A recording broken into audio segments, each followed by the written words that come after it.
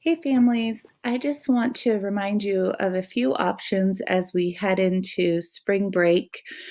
Hopefully, you have enough books or reading material that you've been able to read for 20 minutes every day. And that could be you reading by yourself or reading to somebody else, listening to somebody read. All of those things are really good for your brain, even in middle school. It would be a great thing to keep doing every day. But if you're starting to run out of things to read, there are a few options for you. A lot of companies are offering free programs, free trials for families right now. And one of them is Audible. And you can just Google Audible for kids, and you will come to a site where you can look up different books by your age range. You can look at series, bestsellers, award winners, things like that. And so there's some really great books on here that you could listen to. Another option is if you have a local library card from our Yakima Valley libraries, you can again look up Yakima Valley Libraries, ebooks or audiobooks. They have all kinds of options on here. And on this particular page, they mention an app, Overdrive. And if you visit that site, it'll talk a little bit about Overdrive, and then also it'll show you kind of down towards the bottom here, Libby, and that's an app that you can use to borrow and read books from the local library. You have to have a library card, though. It'll ask you to put in your library card number, but it's free, so hopefully that works for some of you.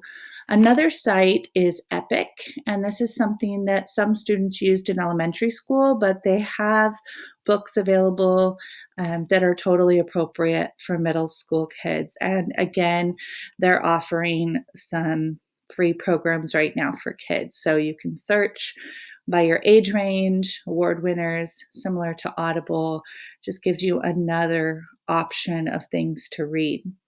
If you are in reading support at West Valley Middle School, then you have a Read 180 account, and hopefully you've been doing lessons every day or every day that you can. Our goal is 15 minutes every day.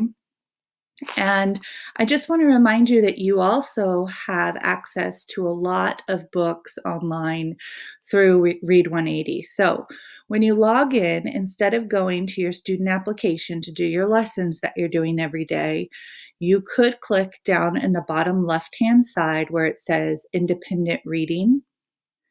And if you've never clicked there before, it's going to ask you for your interests.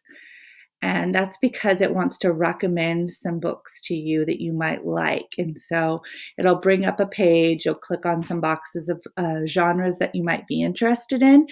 And then you'll get something like this where it'll say you might like, and you can use the arrows on the right-hand side to scroll through those. Just a couple important things to note. If you see something called an e-read, that's kind of like reading a magazine. It's going to be 2, 3, 4 pages. If you see an e-book, that's going to be like the length of an actual book, so much longer. And if you see something that says paperback, like this book, Sidekicks, in the bottom left, paperbacks are those actual physical books that we have in the classroom. So those are books that you, of course, wouldn't be able to read right now unless you got them from another source. But there are a lot of e-reads and e-books on here.